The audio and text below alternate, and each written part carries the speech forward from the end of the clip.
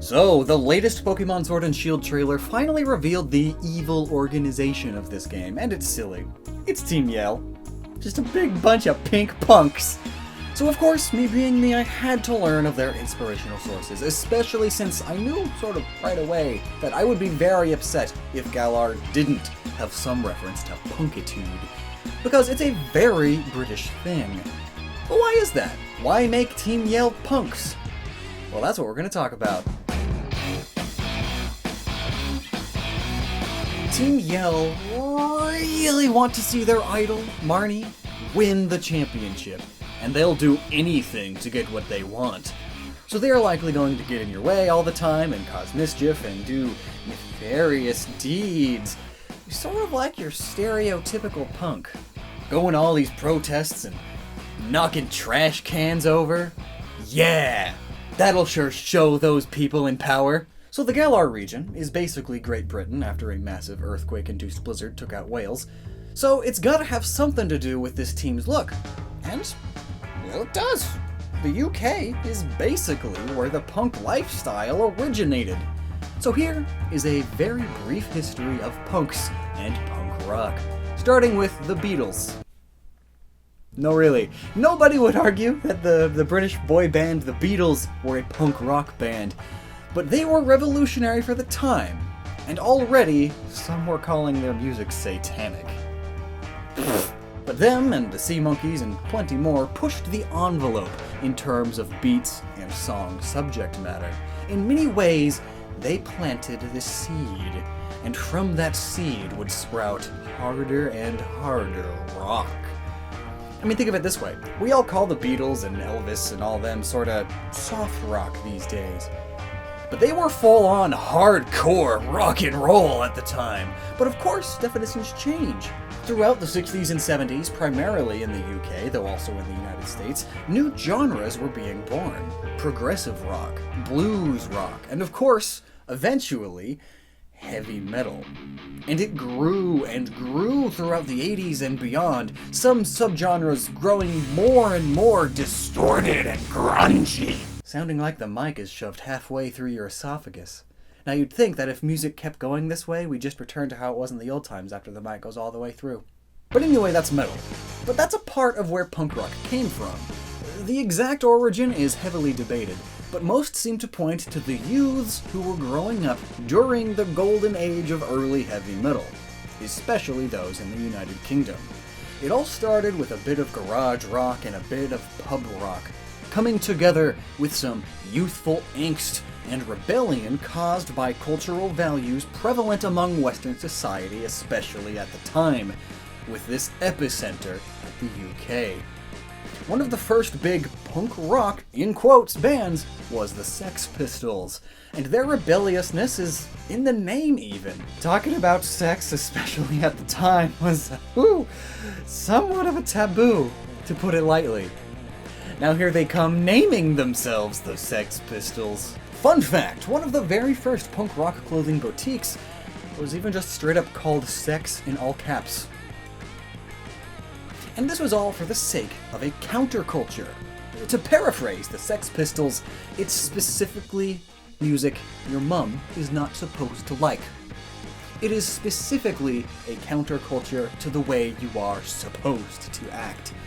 And it often had many political views associated with it, going against the man like hippies a decade before them. But in a way, and perhaps in hindsight, it was seen that the slow and peaceful ways of the hippie didn't work well enough. Let's get aggressive, provocative, and fast. So a lot of punk rock has political topics, almost always related to anti-consumerism, anti-corporatism, anti-corporate greed, and anti-conservatism, anarchism, and more. And all of these things they were against were, from their perspective, getting worse, and they had to take action. And many believed that they could encourage many others to take that action with their music. And to an extent it worked. And again, back to those things that they're all against, these were things that were due to effects still rolling out since the Industrial Revolution, which the UK was at the forefront of. The factories that came out of that revolution made a few people mega rich, and large monopolies and huge corporations had their start. Fast forward just 1 century, which in the grand scheme of things is not very long, and they've grown only more powerful. Not to mention, the UK is famous for having some ridiculous levels of control in its society. And even though the government's all prime minister-y now, they're still just parading around the old, rich, famous royal family for no reason. And all the pompous, conservative, polite ways of living and whatnot. A lot of people didn't like that. And so, punks came to be. And nothing was really quite as obscene as a man wearing his mum's torn-up clothing with a gross hair color and spikes all over. Not to mention this famous image. Disrespecting the royal family? How dare! And that's just the lifestyle and look. The music itself was made as a reaction against various tendencies that had overtaken popular music, such as the normalization of heavy metal, arena metal, and progressive rock, which makes it kind of ironic that they're using Lanoon and all them, because they're basically the Kiss of Pokemon, and that's exactly the sort of metal that they were rebelling against.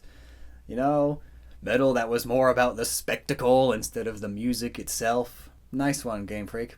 Anyway, punk rock was also supposedly designed as the full opposite to disco, which was massively popular at the time. It was the late 70s.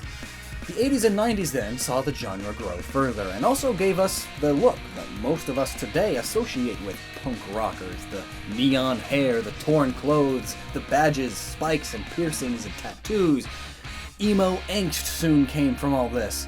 And well, minus just a few of these aspects, Team Yell has quite a number of them. And then there's the spikes, dog collars, and chokers, and the wrist cuffs, like what Yell has. It represents the chokehold that the government and society have over us as individuals. We're like just bulldogs to them, man. Gotta rebel. Bite the hand that feeds you in this handout happy country.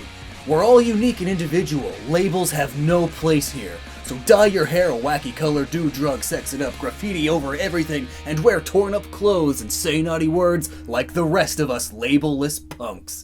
That'll show those corporate crooks. Sent from an iPhone. Of course, as time went on, having dyed hair, piercings, tattoos, and all started becoming more and more accepted, to the point where it's not really that extreme of a counterculture anymore.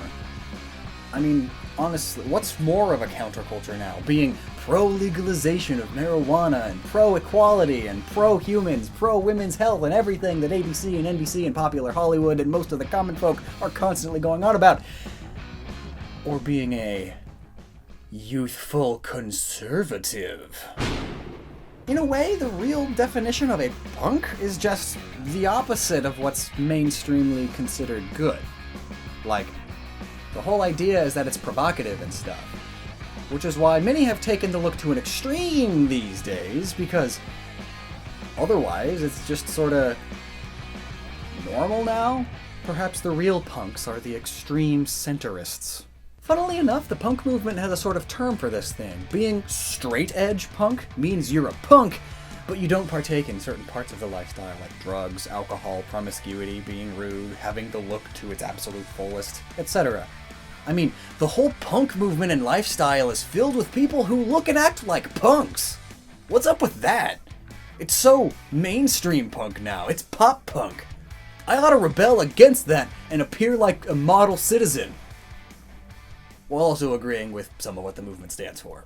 You know, I like how punk rock was founded on anti-consumerism, anti-corporatism, and not selling out, and nowadays that's exactly what all the most popular punk bands are.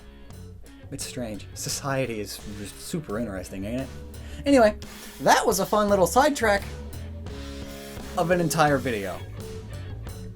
Well, you see, I'm rebelling against the fact that I'm a PokeTuber. How about that?